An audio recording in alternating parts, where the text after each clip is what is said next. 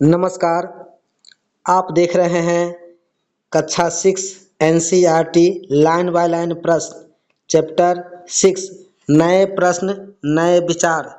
तो पहला प्रश्न है, बुध के जन्म काल का लगभग कितने वर्ष पूर्व माना जाता है?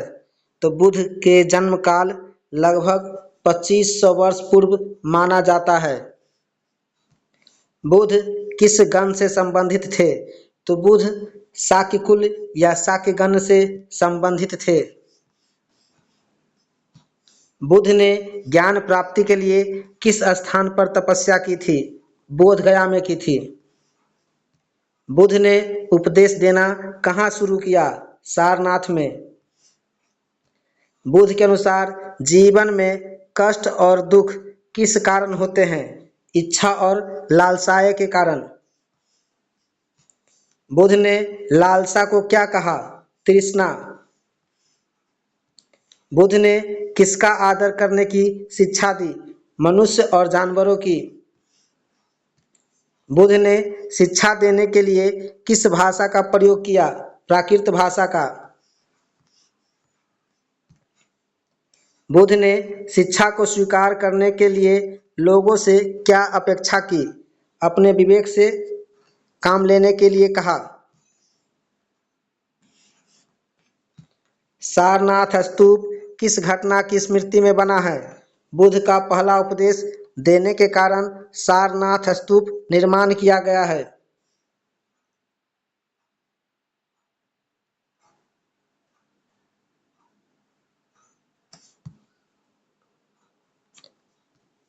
किसा गौतमी का पुत्र किस कारण मरा? तो किसा गौतमी का पुत्र प्राकृतिक कारण से मर गया। बुध ने किसा गौतमी को क्या कार्य करने के लिए कहा? मुट्ठी सरसों के बीज लाने के लिए कहा।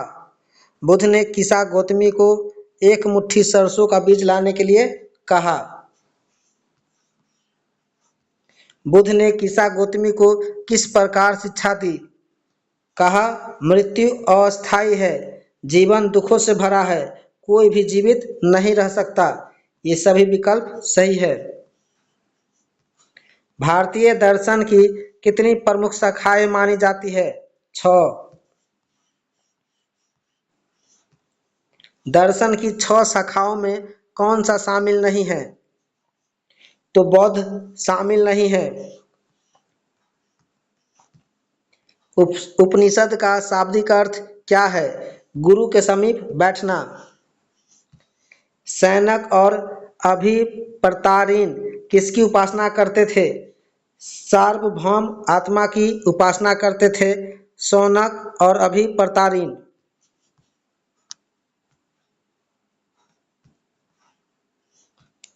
भिखारी ने ऋषियों को भोजन देने के लिए क्या तर्क दिया? सार्वभौम आत्मा उनके भीतर है, यह तर्क दिया। उपनिषद में किस विषय पर वार्ता का संकलन होता है? शिक्षण और ज्ञान का। उपनिषदों में शिक्षकों और विद्यार्थियों के बीच बातचीत किस रूप में प्रस्तुत की गई? वार्तालाप के रूप में। बुध ने अपने उपदेशों में किन लोगों को मुख्य रूप से लक्ष्य बनाया? ब्राह्मण को। किसा गौतमी ने अपने पुत्र को जीवित करने के लिए कौन सी वस्तु इकट्ठा करने की कोशिश की? सरसों के बीज। बुध ने तृष्णा से मुक्ति पाने के लिए क्या अपनाने की सलाह दी? आत्मसंयम। बुध के अनुसार कर्मों के परिणाम कहाँ प्रभावित होते हैं? वर्तमान और भविष्य जीवन में। किसा गौतमी ने बुध के मार्गदर्शन में क्या समझा? कि मृत्यु सबके लिए है।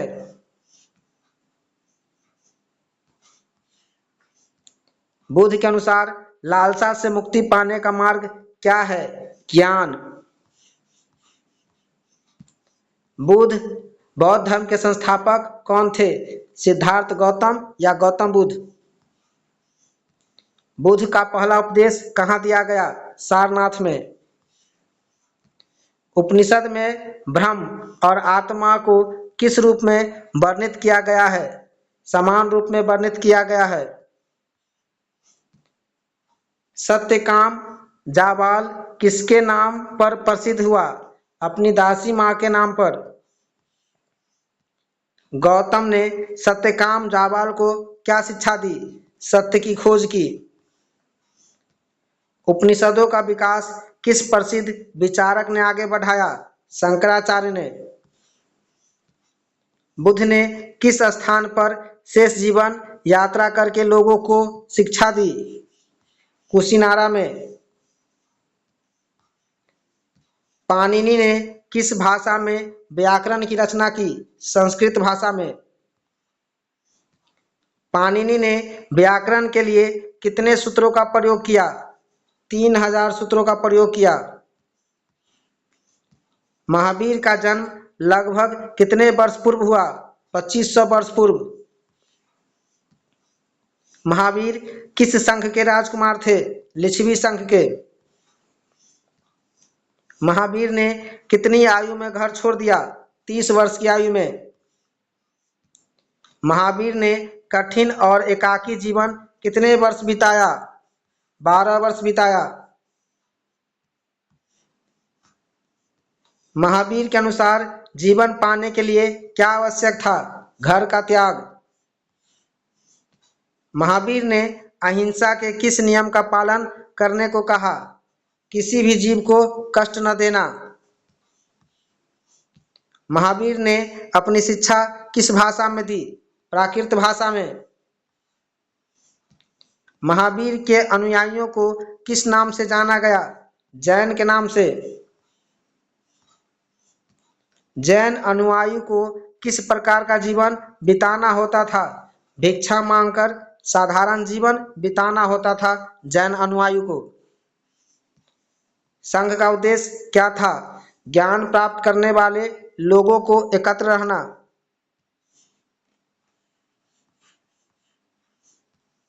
संघ में प्रवेश के लिए पुरुष और स्त्री को किसकी अनुमति लेनी होती थी? माता पिता, स्वामी, राजा, देनदार या पति की अनुमति लेना आवश्यक था। संघ में रहने वाले व्यक्ति अपना अधिकांश समय क्या करते थे? ध्यान करते थे। संघ में रहने वाले पुरुष और स्त्रियों को क्या कहा जाता था? भिक्षु और भिक्षुणी। संघ में प्रवेश लेने वालों में कौन शामिल थे? ब्राह्मण, क्षत्रिय, व्यापारी, मजदूर, नाई, गणिकाएं और दास शामिल थे। विहार किसके लिए बनाए गए? अस्थायी निवास और ध्यान करने के लिए। प्रारंभिक विहार कैसे बनाए जाते थे? लकड़ी या पहाड़ी को काटकर।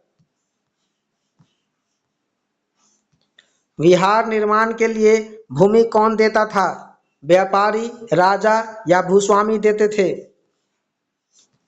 बिहार में रहने वाले भिक्षु भिक्षुणी किस प्रकार शिक्षा देते थे? आम लोगों को शिक्षा देते थे। महायान बौद्ध धर्म की मुख्य विशेषता क्या है? मूर्तियों में बुद्ध की उपस्थिति और बोधिसत्व में आस्था। बोधिसत्व किसे कहते हैं? जो ज्ञान प्राप्ति के बाद ध्यान करते हैं, जो लोगों को शिक्षा देने और मदद करते हैं। दोनों सही है। बौद्ध धर्म का प्रसार किन क्षेत्रों में हुआ? पश्चिमी और दक्षिण भारत में।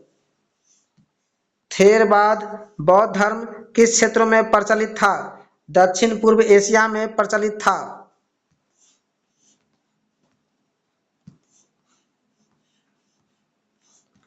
तीर्थयात्री कौन होते थे? प्रार्थना करने के लिए पवित्र स्थानों की यात्रा करने वाले स्त्री पुरुष तीर्थयात्री होते थे। प्रसिद्ध चीनी तीर्थयात्री कौन थे? हाशियन, हेनसांग, इत्सिंग। फाहियान, हेनसांग और इत्सिंग थे। तीर्थयात्री अपनी यात्रा में क्या लिखते थे?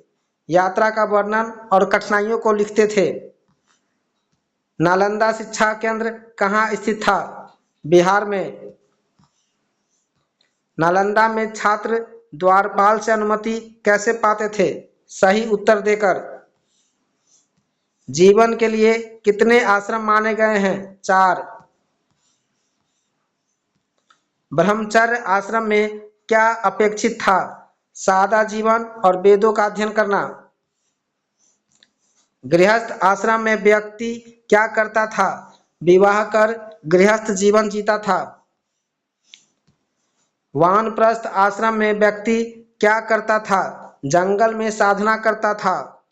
तो दोस्तों हमारा चैप्टर यहीं समाप्त हो चुका है और हमारा चैप्टर 7 शुरू होने वाला है। मिलते हैं नेक्स्ट वीडियो में। धन्यवाद।